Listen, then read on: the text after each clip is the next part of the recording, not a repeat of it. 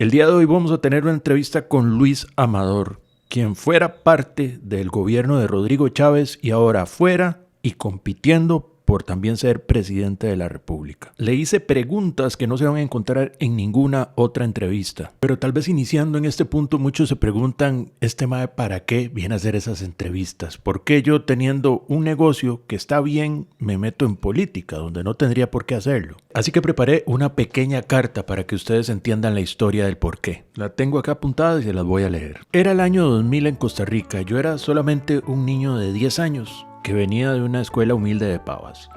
Mi única preocupación era que no me golpeara el bully de la escuela y sacar buenas notas. La segunda se me daba muy bien. Esto me llevó a hacer el mejor promedio. Resulta que la directora de la escuela, que era una señora que no conocía las rasuradoras, nos comunicó con alegría que llevarían a una excursión inédita al mejor promedio de cada grado. A conocer al presidente, nos iban a llevar a casa presidencial. Cuando volví a mi casa, como cualquier otro día, se lo conté a mi madre, una mujer inculta como pocas. Y para mi sorpresa se sobresaltó muchísimo. Le pregunté que por qué le alegraba tanto la noticia. ¿Por qué es tan bueno ir a casa presidencial?, le dije. La mujer me dijo, Dani, el presidente es la persona más importante e inteligente del país. Pocos pueden conocerlo. Importante e inteligente, esas son dos palabras que me quedaron en la mente para siempre. Dos palabras con I que sin saberlo desde mi infancia me iban a cautivar. El poder y la sabiduría. Esa noche ni dormí de la emoción. Me preguntaba, ¿será un hombre simpático?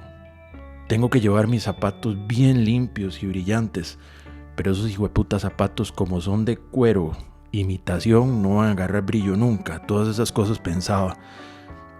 ¿Será tan fuerte como Goku? ¿Lo saludo apretando la mano bien fuerte o mejor soy un poquito más gentil? ¿A qué olerá el presidente? No podía dormir de pensar todas esas cosas. Cuando llegó el gran día, la casa presidencial era gigante. Donde nos llevaron, yo me preguntaba, en esta casa tan grande, ¿en dónde estará el cuarto donde duerme el presidente? Mis manos sudaban cuando la famosa rampa se apareció, en donde bajó una señora.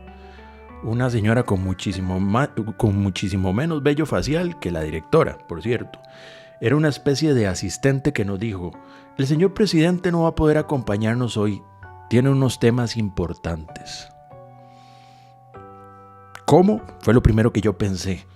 Con mis manitas aún sudadas por el nerviosismo, yo pasé toda la noche lustrando esos hijueputas zapatos para que el señor presidente venga a decir que no nos va a poder atender, después de que yo estudié tanto. Después de ese evento, todo fue un declive, todo fue una caída en mi vida. Mis notas bajaron, me peleaba en el recreo, contradecía a los profesores, eso todavía me sigue gustando. En el colegio aprendí a fumar, me dejé el pelo largo. Incluso en las humanidades de la UCR pensé en hacerme socialista en algún punto. Imagínense qué bajo que iba. Mi primera novia me dejó por un mae evidentemente mejor dotado que yo. Y todo eso por culpa de que el presidente no se apareciera en ese momento de mi infancia. Por eso, de unos años para acá, hago entrevistas con los candidatos, no por plata, ni mucho menos por profesión. Acá no hay ninguna marca que defina el rumbo de las preguntas que se hacen en este Late Night. Lo hago simplemente y transparentemente para llenar ese vacío que me crearon en mi infancia. Si alguien dice que es la persona más inteligente y más importante como para liderar un país, yo por ego tengo que entrevistarlo. Tengo que atraparlos a todos como los Pokémon. Ese es el hueco que estoy tapando de mi infancia. Por eso, cuando doña Laura Fernández dice que no va a estar en las entrevistas, cuando todos los otros candidatos me dijeron que sí, pueden ver que es un tema casi edípico el que tengo yo con doña Laura. La necesito. Mientras resuelvo todas estas inconsistencias mentales, les puedo decir que mi razón es más transparente e insana que la de cualquier periodista, porque yo lo hago por pasión, ellos lo hacen por un salario. Yo no necesito un salario, me va bien en lo que hago. Por eso, las preguntas que van a escuchar aquí, empezando con don Luis Amador, ustedes no las esperan. Ningún periodista las espera, ningún candidato las espera. Sin más que agregar, bienvenidos a este Late Night.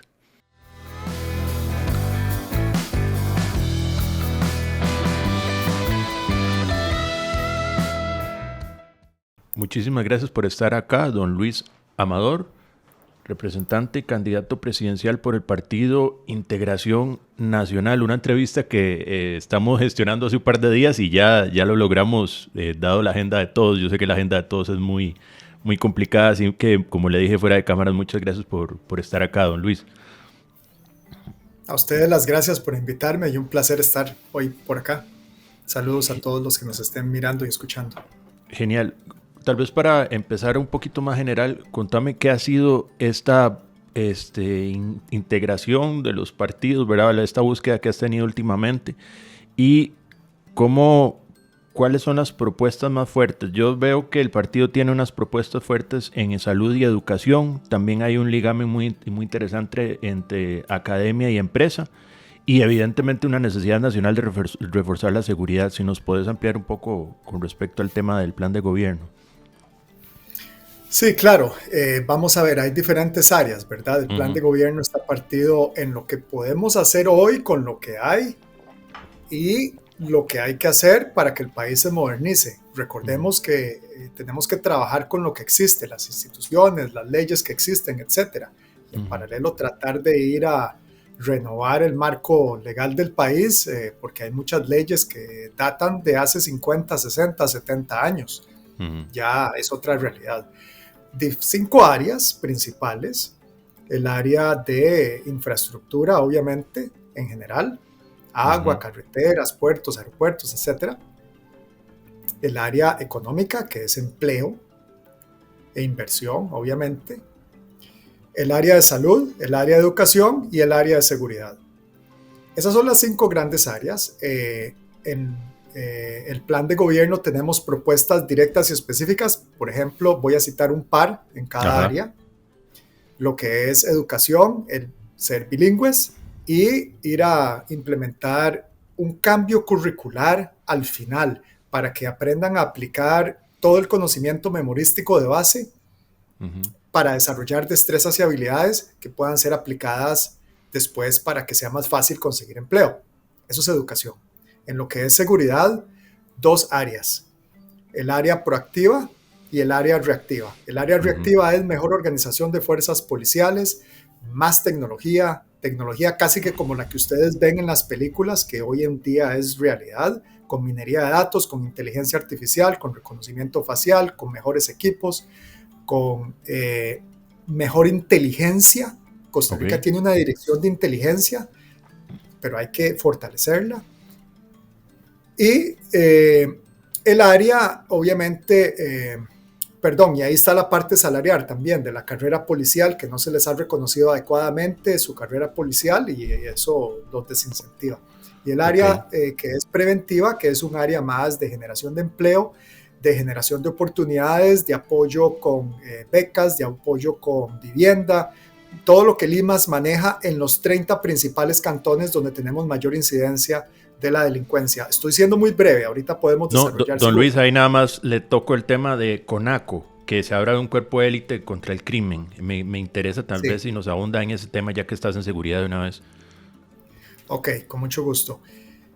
Esto es la forma en la cual uno puede coordinar el esfuerzo de lucha contra el crimen utilizando todas las fuerzas policiales. Recordemos que tenemos policía de control de drogas, policía migratoria, policía fiscal, guardacostas, vigilancia aérea. Además, obviamente está tránsito y fuerza pública. Claro. Pero lo que es trata de personas, lo que es movimiento de capitales ilegales, lo que es trasiego de narcóticos, todo esto hay que ir a trabajarlo desde el punto de vista financiero, desde el punto de vista logístico, desde el punto de vista de cómo estas organizaciones se van infiltrando. Hay que quitarles los recursos económicos, hay que atacarlas donde más les duele, hay que hacer operativos coordinados entre estas fuerzas policiales en los puntos más calientes, que para eso la minería de datos te dice dónde está la incidencia.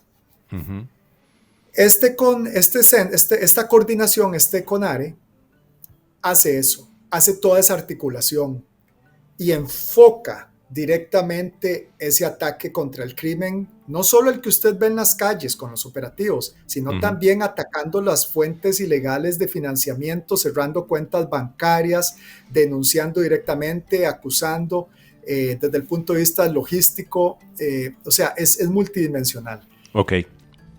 Me faltaron explicar las otras áreas de plan de gobierno. No sé si gusta No, que le dé ahí te voy. ejemplos en las que están pendientes o vamos una por una. No, me interesa para tal vez no extendernos demasiado y pasar a la otra parte, la parte de energía, que veo que también en su plan de gobierno hay una temática diferente y varias connotaciones, y nos puedes también ahí ahondar. Vean, la parte de energía, Costa Rica es un país de los que más llueve en el mundo. Todos lo sabemos, ya este cuento trillado lo hemos escuchado, pero de ahí Elisa está amarrado. Necesitamos que realmente sea no el Instituto Costarricense de Electricidad, sino el Instituto Costarricense de Energía, Infraestructura y Minas. Y ahorita le explico las dos áreas. Voy a hablar de energía únicamente. En lo que es energía, tenemos que echarlo a andar para que se nos abarate la electricidad. Al abaratar la electricidad, usted logra que las empresas nacionales sean un poco más competitivas, respiren un poco más, puedan generar más empleo porque entonces pueden entrar en más volumen de negocios. Mientras sigamos con las empresas nacionales, con la carga tributaria que tienen hoy en día y todas las restricciones, nunca van a florecer las empresas como en otros países. Por eso es que la energía es tan importante. Ok, existe el tema de que con esta propuesta en el plan de gobierno, algunos compromisos internacionales no vayan a estar en línea, ¿verdad? Haya que modificarlos según esto que usted nos indica. ¿Cómo sería esa situación? Mi único compromiso es con la gente, con los costarricenses, con los que viven en el país. Mi único compromiso es mejorar la calidad de vida con ellos. Si tenemos que salirnos de algún acuerdo internacional que no está beneficiando a la gente en Costa Rica, nos salimos.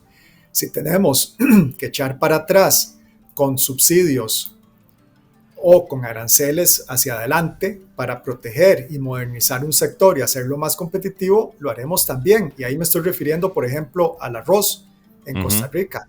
Nuestros productores pueden recibir apoyo para modernizarse, etcétera, y pueden competir posiblemente con ese precio internacional, pero eso genera empleo local en Costa Rica.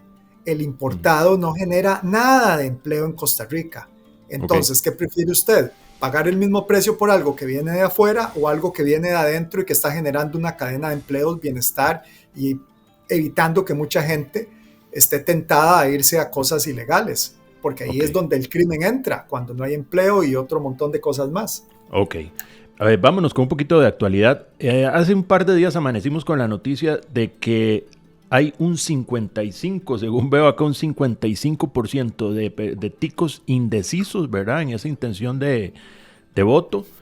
Y Laura Fernández liderando esa intención con un 25%. Le sigue Álvaro Ramos, que es el único que aparece con más de un 5%, con un 7%. En Costa Rica se dice entonces que virtualmente no hay oposición. ¿Qué piensa usted acerca de eso? No ha habido oposición, desgraciadamente, pero la gente tiene que entender qué significa la oposición. La oposición significa decir claramente que este gobierno pudo haber hecho muchas cosas que no hizo y que hubieran beneficiado a los costarricenses. Este gobierno pudo haber tomado la Ruta 27 y en lugar de intentar negociar una extensión de 10 años más con la empresa que está ahí, pudo haber hecho una titularización que hubiera permitido financiar mediante el contrato la expansión de la carretera con más carriles, con intercambios, etcétera, para que fluya más fácil. Y en 7 años, esa carretera le puede quedar al Estado y genera $100 millones al año. $100 millones alcanza para hacer una pista de aterrizaje internacional en Limón o en la zona sur. Casi que alcanza para sacar un aeropuerto internacional. Básico, muy básico. Alcanza para sacar un hospital, alcanza para sacar varios colegios. Esos son recursos que pueden entrar, pero este gobierno no quiso. tomó el otro camino diferente. ¿Por qué Este no quiso, gobierno don pudo haber Luis? hecho ciudad-gobierno. Perdón, déjeme dar 2 ejemplos Ajá. nada más para cerrar. Este gobierno pudo haber sacado ciudad-gobierno con un esquema similar que le hubiera ahorrado al Estado mucho dinero. Este gobierno pudo haber reactivado los ferrocarriles, pero más importante, tuvieron oportunidades de préstamo al 3% de Arabia Saudita que no quisieron tomar y ahorita siguen al 7-8% las tasas, con lo cual se hubiera financiado muchas cosas. Y en Caldera, que está colapsado, este gobierno pudo haber permitido una de las iniciativas privadas que vinieron, pero que fueron bloqueadas por este gobierno, por el inquilino de Zapote. Todo esto fue bloqueado por el inquilino de Zapote. Eso significa hacer oposición. Significa decirle a la gente lo que este gobierno pudo hacer. Hubieron iniciativas privadas de personas que vinieron a proponer que se podían desarrollar colegios públicos con inversión privada para acelerar la recuperación de la infraestructura pública, que ahorita hay muchos colegios que están muy mal. Todo eso pudo haber ocurrido, pero este gobierno y el inquilino de Zapote no lo quiso mover. Okay. Eso significa hacer oposición. Significa que la gente entienda que nosotros sí tenemos esas soluciones, pero este gobierno no las quiso implementar. ¿Por qué? Ya eso es otra cosa. Hay que preguntárselo, ustedes saben qué. Es que esa es mi duda, porque ante tantas posibilidades que tal vez usted es de los pocos candidatos que nos puede decir desde esa visión interna, ¿verdad? De lo que pudo haber sido bien, ¿cuál es el factor entonces del por qué no sucede? ¿Y por qué nos dice que el próximo candidato que venga vaya a tomar decisiones erráticas también, ¿verdad? Entonces, viéndolo desde adentro, ¿cuál es su perspectiva? ¿Qué es lo que más nos interesa, de hecho, a nosotros en este momento? Mire, si usted ve las noticias, usted ve un financista que viene del mundo de la publicidad y ahí sale en la portada de La Nación con el inquilino de Zapote. Usted ve otro financista que es del mundo de los puertos, y usted ve otro financista que es un importador de arroz, y usted ve otro financista que es el dueño de un medio local, y usted ahí ve los financistas. Entonces, de ahí le vendieron el alma al diablo. Están más comprometidos y tienen que pagarle de vuelta a todos sus financistas. Ese es el círculo vicioso, ese es el círculo de corrupción en el cual estamos o están ellos metidos. Perfecto. ¿Qué significa eso para un futuro gobierno? Yo no salgo en esa encuesta porque yo no estoy aceptando recursos de absolutamente nadie que esté comprometido, y prefiero salir a los medios y decirle a la gente cuáles son las propuestas y pedir su voto, y que entiendan claramente que yo no le voy a deber un favor a nadie y que vamos a ir a hacer las cosas bien, a tener que ir a comprometerme en todo eso. Me tomo de esa parte, leyendo algunas de las notas. Usted indicaba que el oficialismo incluso atraía a alcaldes para ofrecerles aparentes puestos y ya estaba haciendo favores para esta próxima campaña. ¿Qué nos puede decir acerca de ese tratamiento que le están dando a esa campaña? No, yo creo que tienen que preguntarle a otras personas qué es lo que están ofreciendo, pero es evidente... ¿Usted se dio cuenta que lo están ofreciendo? Sí, o sea, vamos a ver, hubieron situaciones en las cuales a uno le llega la información. Lo que pasa es que no tengo en escrito pruebas. Si las tuviera ya lo hubiera ido a denunciar.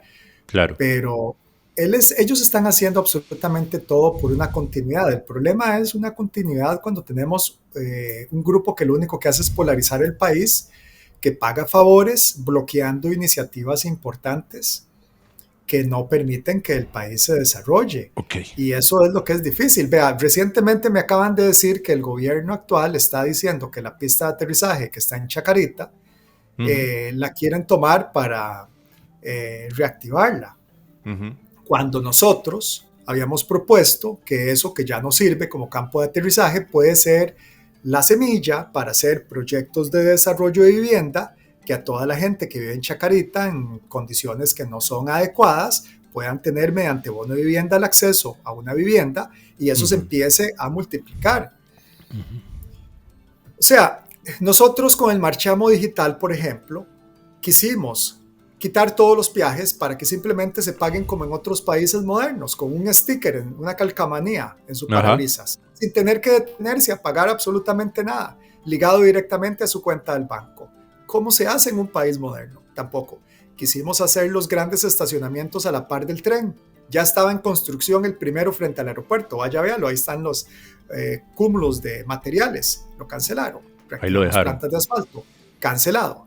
El tren, queríamos sacar un tren rápidamente. Ahí el proyecto se le dio y está todavía durmiendo el sueño de los justos. En fin, es tanto. Buses eléctricos que el gobierno de China donó. Los agarraron y los mandaron no sé para dónde, cuando nosotros ya teníamos una propuesta para que corrieran sobre el centro de San José desde la Universidad de Costa Rica, Paseo Colón, Avenida Segunda, y llegaran hasta Pavas, donde muchísima gente interconecta con el tren por el AIA, el tren en la UCR, el centro de San José, para que la gente experimente lo que es un bus eléctrico en carril exclusivo. Ajá. Y se pudiera ahí generar ya la demanda para un nuevo metro. También lo deshicieron. Entonces, mire, aquí podemos seguir todo el día hablando de todo lo que no han querido hacer y se quejan de que no los dejan hacer. Eso no es cierto.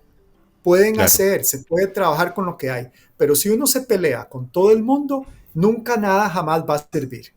Uno tiene que ir a pedir el apoyo. Las universidades igual. Las universidades serían un gran motor para el desarrollo, como en otros países cuando se hace investigación. La investigación es una incubadora de proyectos. Los muchachos que están en la universidad trabajan en esos proyectos y ganan experiencia. Esos proyectos se transforman en pequeñas empresas. Esas pequeñas empresas se digitalizan y después empiezan a vender internacionalmente. Y uno logra empezar a impulsar el empleo. O cuando uno saca lo que es el empleo de zona franca fuera de la GAM. Tampoco quisieron impulsarlo. Y este gobierno sabía claramente del gas natural, porque fue uno de los temas que otro ministro, que no voy a mencionar el nombre para no comprometerlo, y yo impulsamos fuertemente, que había que hacerlo. Se cruzaron de brazos y no hicieron absolutamente nada al respecto. El oro, vea usted el oro, ahí está botado. Son 2.500 millones en oro que están ahí puestos y que este gobierno no ha querido responsablemente resguardarlo primero mientras pasa el proyecto de ley. Está bien.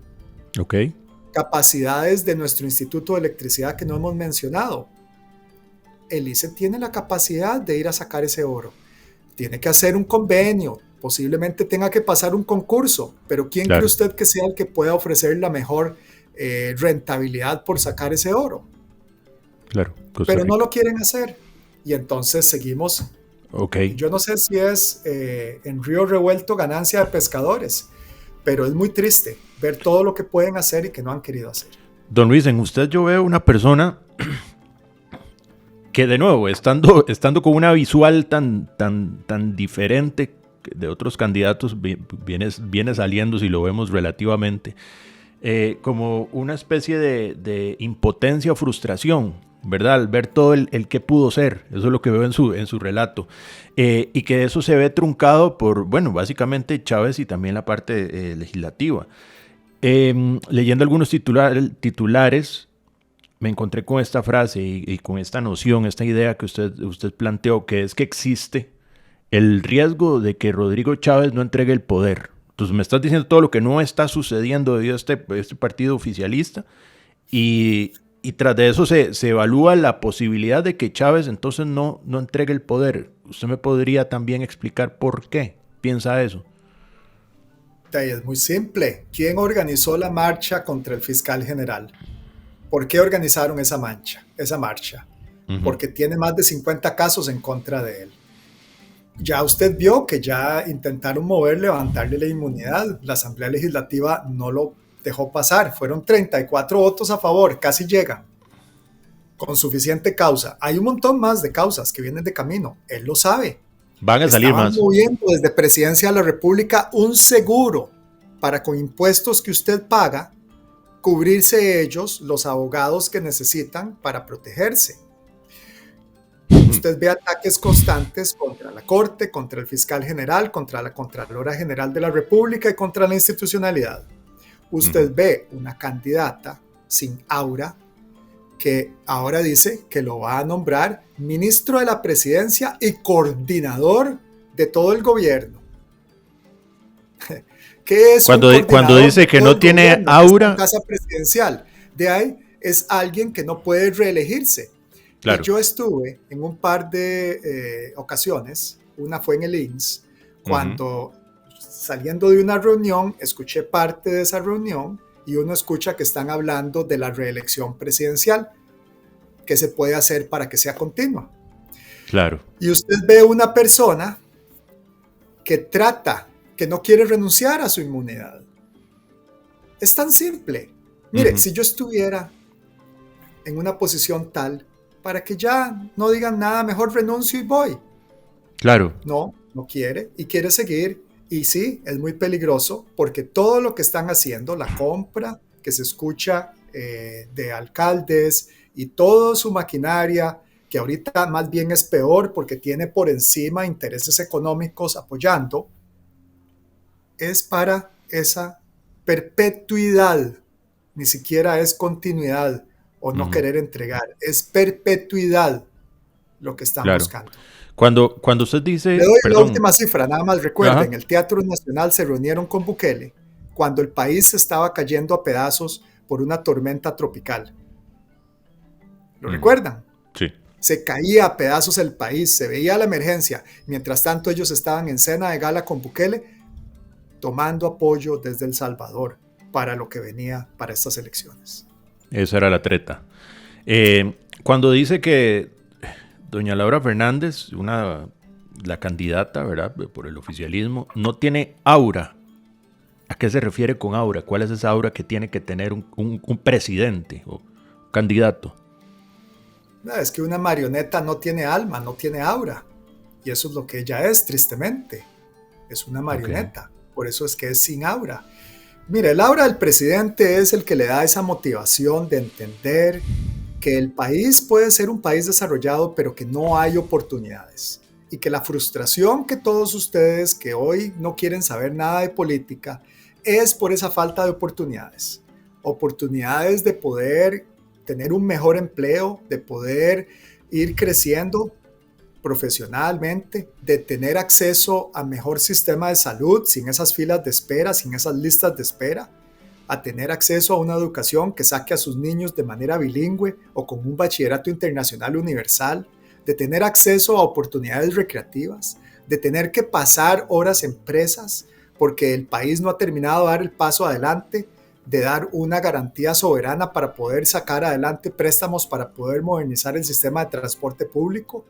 A Nogui no se le dio la gana, simple y sencillamente, dar una garantía soberana o un pasivo contingente de unos cuantos millones, que no significa una derogación directa, significa simplemente firmar un documento para poder tomar ciertos empréstitos.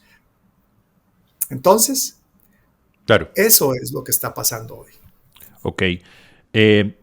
Me voy con la última de actualidad, si así se quiere, con el caso Tradeco. Rápidamente, usted señaló que el presidente Rodrigo Chávez ordenó que se cediera el contrato a Tradeco, aunque en su criterio era el banco, el BID, quien decidía si se aprobaba. ¿Usted me puede explicar rápidamente cómo respondió usted en ese momento institucionalmente? Mire, yo lo que le puedo decir es dos cosas. Primero que nada, las instrucciones a lo interno es todo se hace como Dios manda.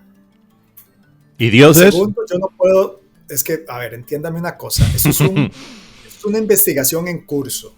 Ok. Entonces, esto es una investigación en la cual, si yo digo detalles, todos los que hicieron cosas indebidas, ilegales, están preavisados por cualquier detalle que yo diga y van a reaccionar eliminando pruebas.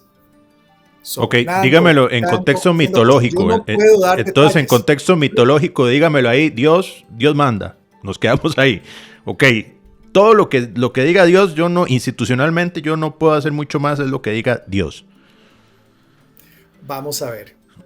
Esto es un proceso, es un contrato en marcha en el cual una empresa que no tiene capacidad de seguir adelante, porque tiene Barranca Limonal, tiene el ingreso a Punta Arenas, tiene Circunvalación Norte, tiene en Cartago Taras La Lima, es subcontratista en la Ruta 32, tiene varios contratos de conservación, en fin, son tantas las obras y todas están paralizadas. Entonces, esta empresa, Hernán Solís, tenía que salirse de algunas de sus obras y permitir que las tomaran otras empresas. Y esto es un proceso reglado que el Banco Interamericano de Desarrollo tiene que avalar, y es algo donde una empresa sale y otra ingresa. Uh-huh. El MOP lo que hace es verificar requisitos y, si cumple, pasar al banco para que el banco valore. Ok. Hubo otra empresa que aplicó, que cumplía requisitos en apariencia, que se envió al Banco Interamericano de Desarrollo para que valorara, y que inmediatamente fue obstaculizada por ese inquilino en Zapote. Okay. El resto de los detalles ustedes lo pueden ir a leer en lo que se ha infiltrado en apariencia de lo que son expedientes y casos que están en investigación en este momento, por los cuales yo no puedo dar más detalles, pero yo invito a la gente a que lea lo que va saliendo poco a poco. Yo no sé cómo hicieron para tomar copias aparentemente de esos documentos, porque son documentos privados, no son públicos.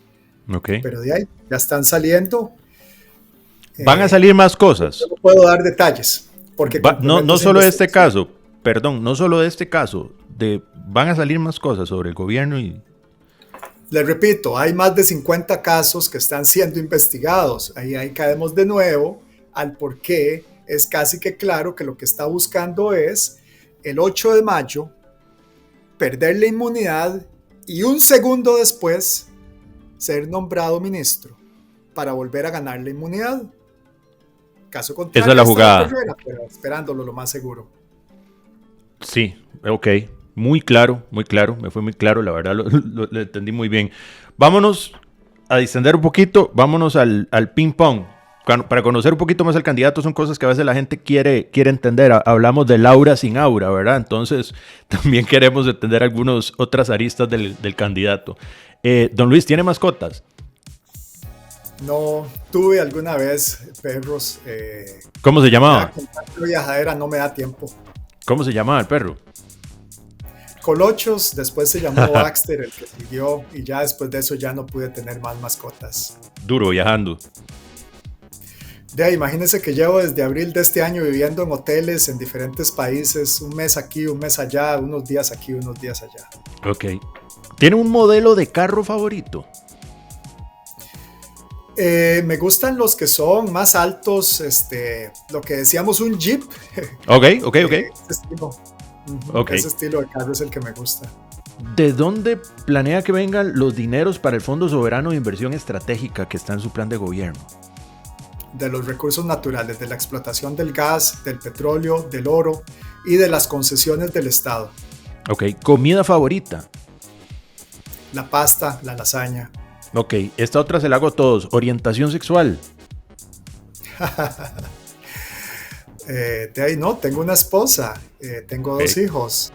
Se la hago a todos, como le digo. ¿Podría que tantos proyectos en su plan de gobierno en algún momento dejen en déficit a Costa Rica? No, la intención es financiar los proyectos. Por eso es que la gente tiene que entender que todos esos recursos y algunos otros esquemas de modernización son los que hacen que se ahorre recursos. No es cobrar más impuestos, eso ténganlo muy claro. Ok, ¿tiene tatuajes?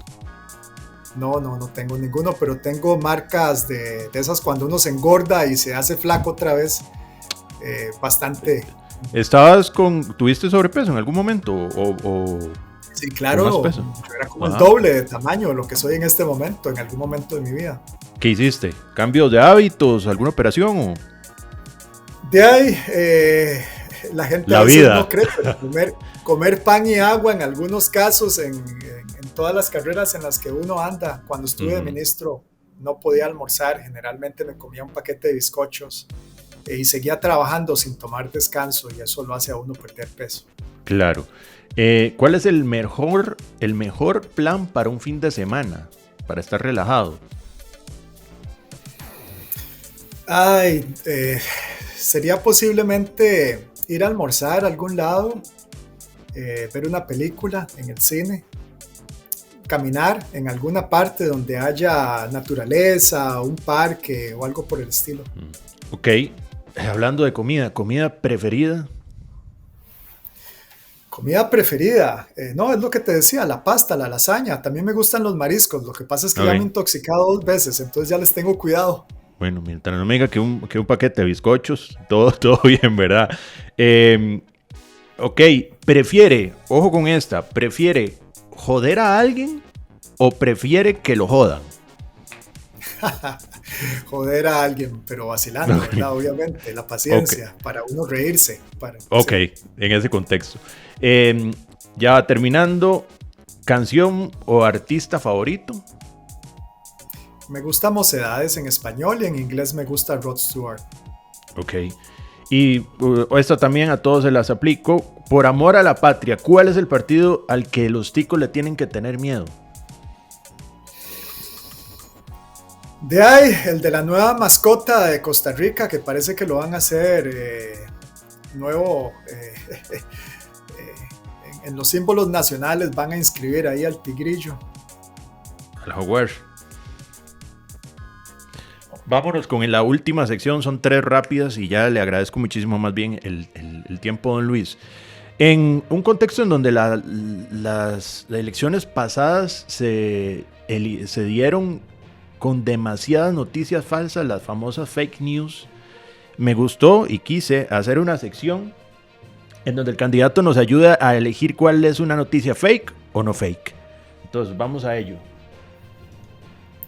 La primera, Rodrigo Chávez se fue a operar la próstata a Estados Unidos. ¿Es fake o no fake?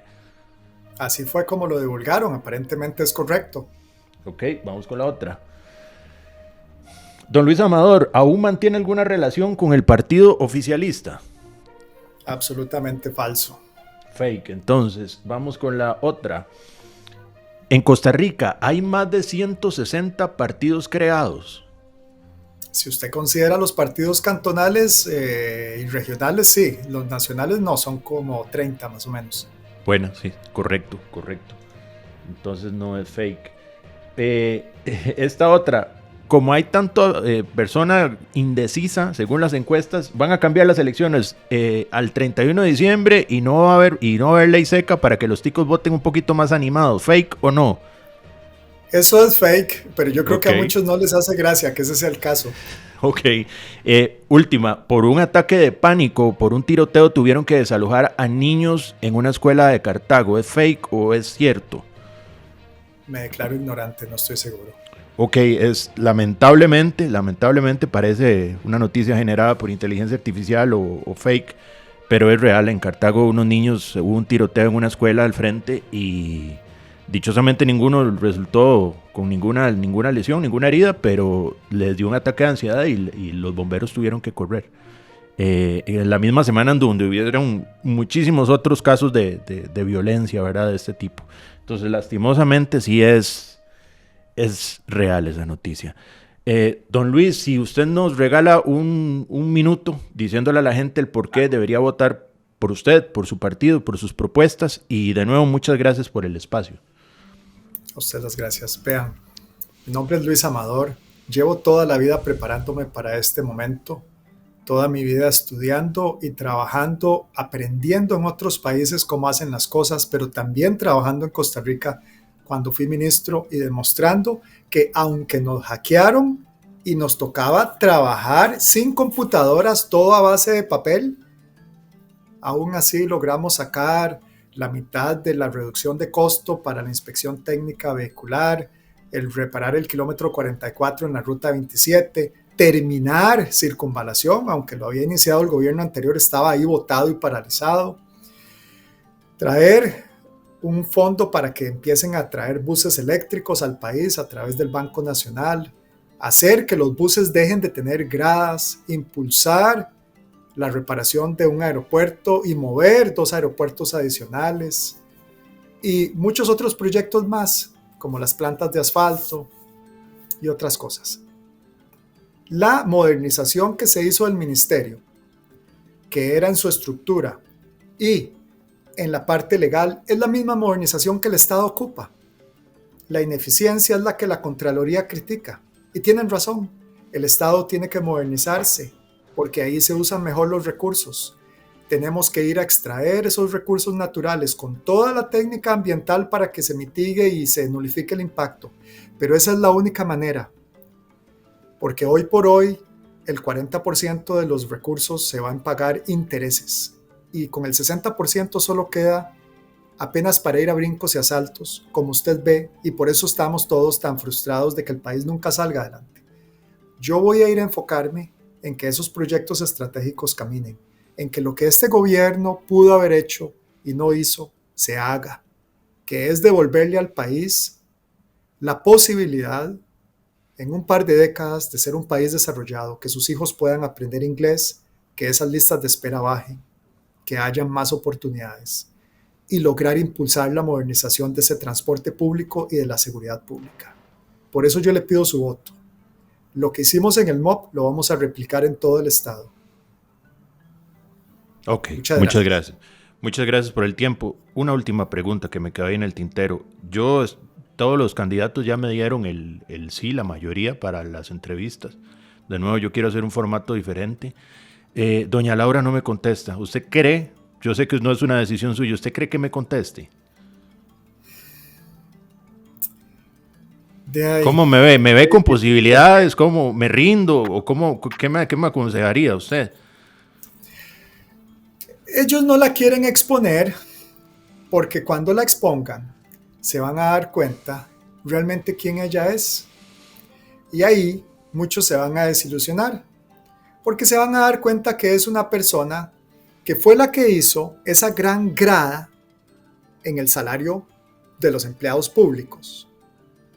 Que los que ingresan nuevos ganan un poco más y todos los que llevan años trabajando y dedicados y matándose ganan muchísimo menos.